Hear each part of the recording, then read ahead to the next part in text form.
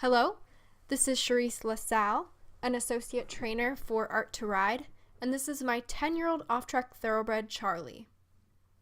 I've been training Charlie according to Art to Ride for about 2 years now. He was diagnosed with kissing spines partway through our journey together, and we've made a lot of progress. These days he feels really, really good, and I'm able to ride him more and more. This video was filmed in April of 2018, and on this particular day we were working on several things, but probably the main thing we were working on is him responding to my directions as far as my weight aids, my seat aids, my rein aids, and my leg aids, trying to tell him where I want him to be and where I want him to move, and looking for an appropriate response from him. Charlie is still a green horse under saddle, and he does not always respond correctly to the rein aids, the leg aids, the seat aids, all of the above.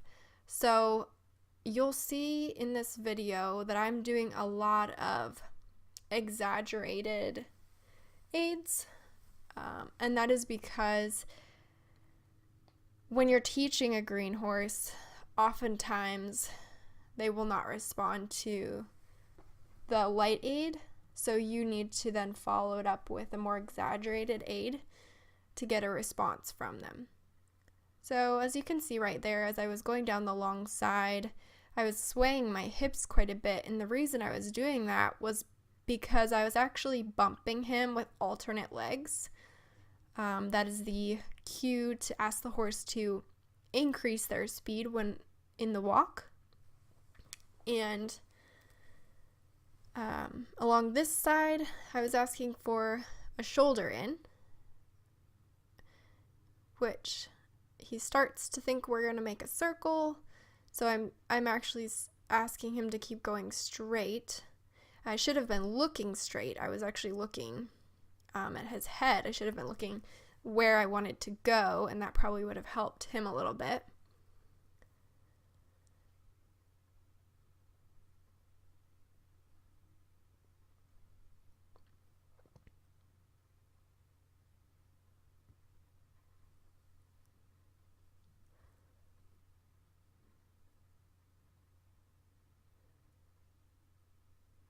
So with Charlie, it's a bit of a challenge, a bit of an added challenge that he doesn't really know how to be ridden all that well.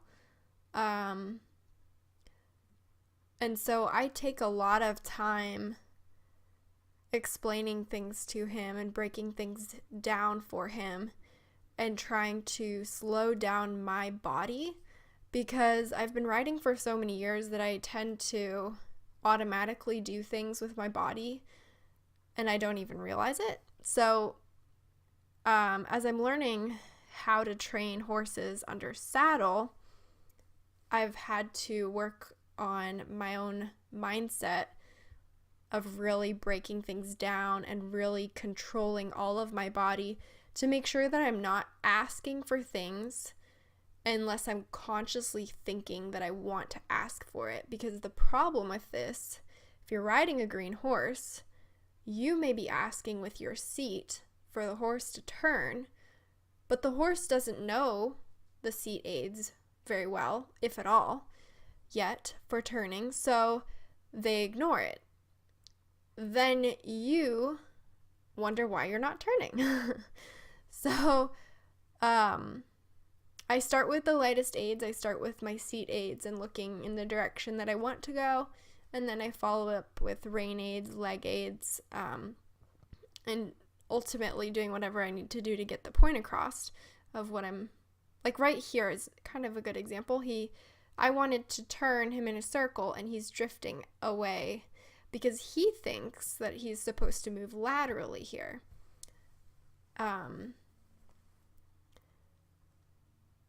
I think I saw we weren't going to make that turn very well, so I decided to change him to the other direction.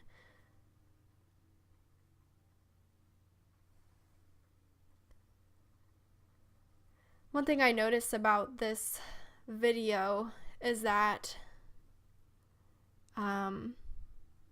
we start off at a nice active walk, and gradually as we go along, he gets slower and slower. And this is because he's a little unsure where he's supposed to go. And he doesn't want to make a mistake, so he kind of slows down and gets tentative. And I'm trying to help him learn to trust me enough that he can keep going and not slow down quite so much and not question everything quite so much. He really tries hard, and he just doesn't, a lot of times he just doesn't know what he's supposed to be doing or how he's supposed to be doing it just yet. So it requires a lot of patience on my part, and it requires a lot of brain power on my part to think of how can I explain this to him more clearly, how can I show him what I'm asking without getting too aggressive with my aids, because I'm very against the idea of force in training horses. I don't think we should force anything. I think everything should be, asking to various degrees, and you might start off asking really gently, will you please move sideways? And the horse ignores you. So then you escalate that to move sideways. And then if they still ignore you, you've got to escalate it to, I need you to move sideways now. And how you go about doing that is a little bit of an art, in knowing just how loud to get with your aids and knowing the timing of everything. It's definitely not a simple thing. So I take my time and I allow myself time to think through how I'm riding, what I'm doing, time to feel what's happening with his body, and trying to feel his back, trying to notice when it's lifting up and when it's dropping down. Trying to keep my position good and trying to keep myself in balance.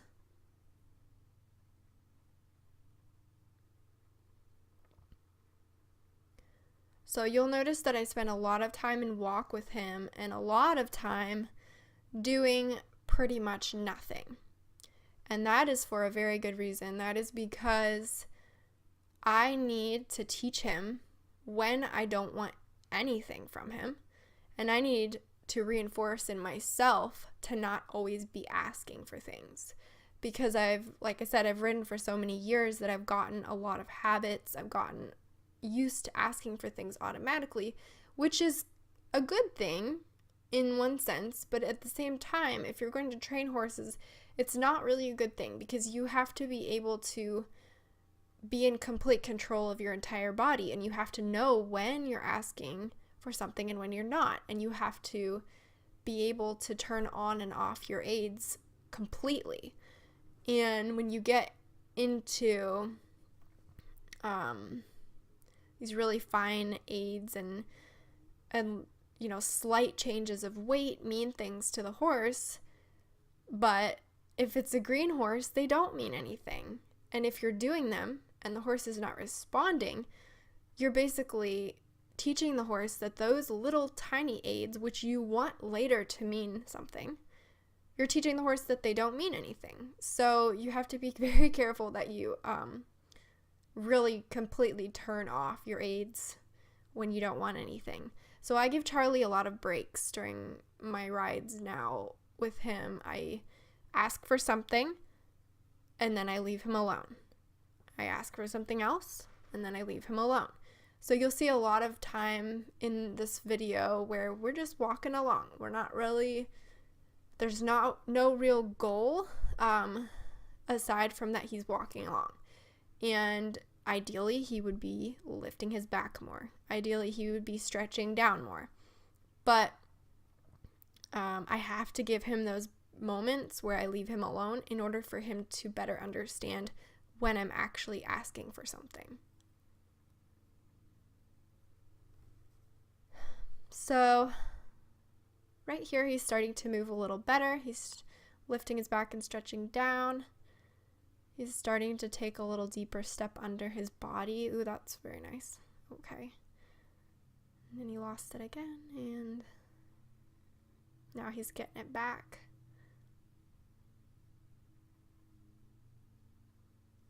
So at this stage in his written work, our goal is to get him closer under saddle to how he is when I lunge him.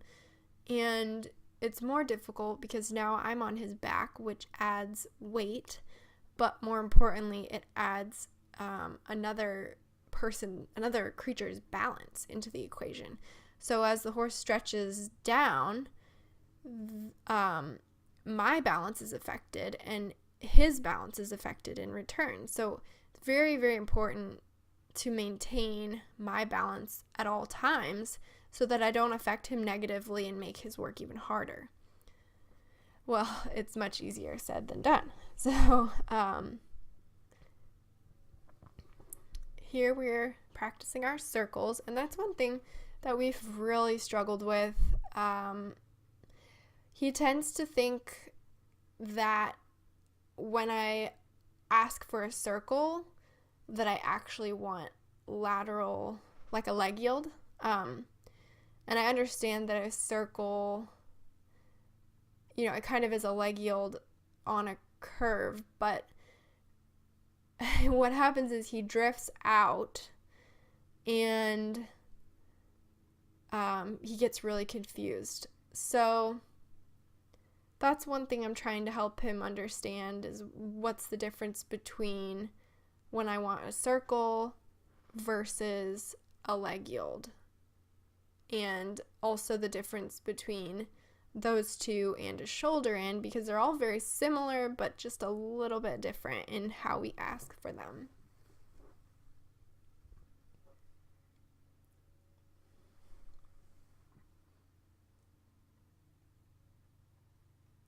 So I think as I'm watching myself ride here, I look a little stiff.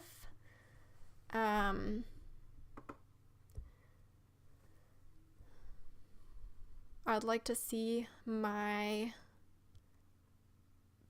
back not be quite so stiff, and my arms not be quite so stiff.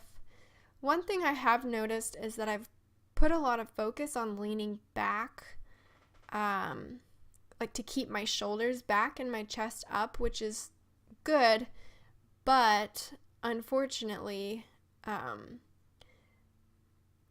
thinking about that has caused me to get stiff in my back and actually lose my balance because my legs come out from underneath me. So I've since realized that I need to get my legs, keep my legs a little more underneath me and not try to lean back quite so much. And this is something, it's a little bit difficult for me because I did a lot of jumping for a long, long time, and so my position was very much like a hunter's position. I always was leaning a little bit forward, and when I started learning dressage, my instructors had helped me to lift my chest and keep my shoulders back and not sit with any kind of incline in my upper body. But I think I've corrected that well enough by now, and I'm still trying to correct it, and I think the result is I'm like overcorrecting it. So I need to not be leaning back quite so much.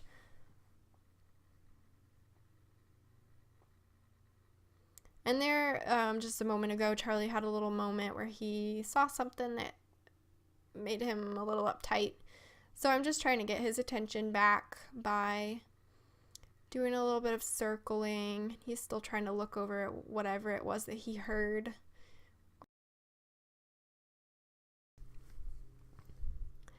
So I'm circling him to get his attention back.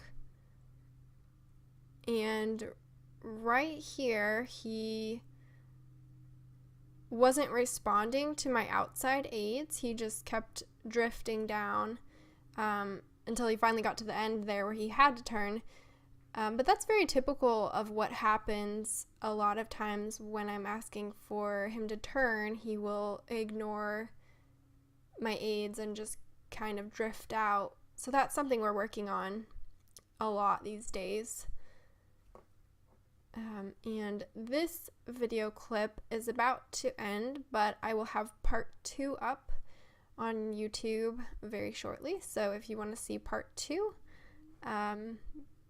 you can take a look at that. Thanks for watching.